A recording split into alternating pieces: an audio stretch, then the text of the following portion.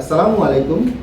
দেশ এবং দেশের বাইরে যে যেখানে বসে আমার এই চ্যানেলটি দেখছেন তাদের সকলকে জানাচ্ছি আন্তরিক শুভেচ্ছা ও অভিনন্দন। আমি মোহাম্মদ ইব্রাহিম মল্লিক নাহিদ, জান্নাত ট্রেড ইন্টারন্যাশনালের সিইও। আশা করি আপনারা সকলে ভালো আছেন এবং সুস্থ আছেন। আলহামদুলিল্লাহ, আমিও আপনাদের দোয়ায় অনেক ভালো আছি।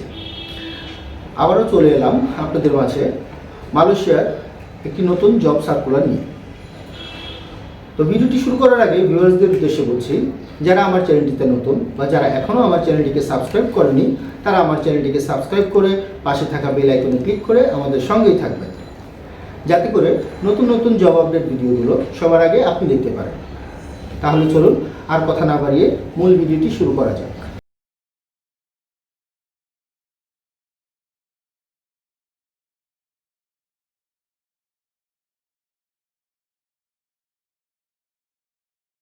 মালয়েশিয়াতে বর্তমানে বাংলাদেশি কর্মীদের অনেক চাহিদা রয়েছে।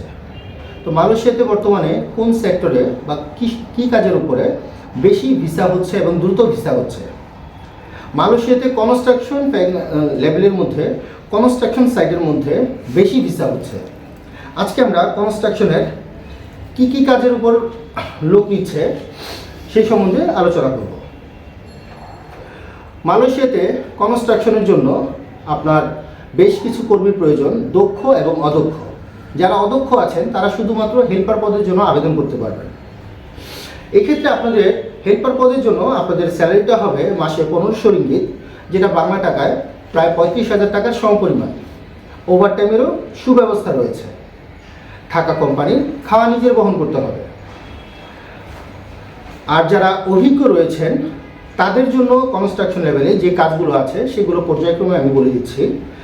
সেগুলো হচ্ছে mason, tiles mason, rod binder, steel fixture, bricklayer, রাজমিস্ত্রি, ইলেকট্রিশিয়ান এবং ওয়েল্ডার 4G ও 6G। এই সমস্ত কাজে যারা অভিজ্ঞ আছেন, যারা কনস্ট্রাকশনে এই সমস্ত কাজ করেছেন, তারা মালয়েশিয়াতে কনস্ট্রাকশন পদের জন্য আবেদন করতে পারেন।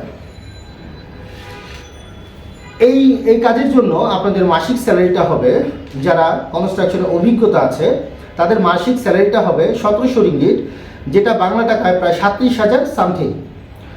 ওভারটাইমেরও সুব্যবস্থা রয়েছে। থাকা কোম্পানির, খাওয়া নিজে বহন করতে হবে। 2 বছরের ভিসা, নবায়নযোগ্য।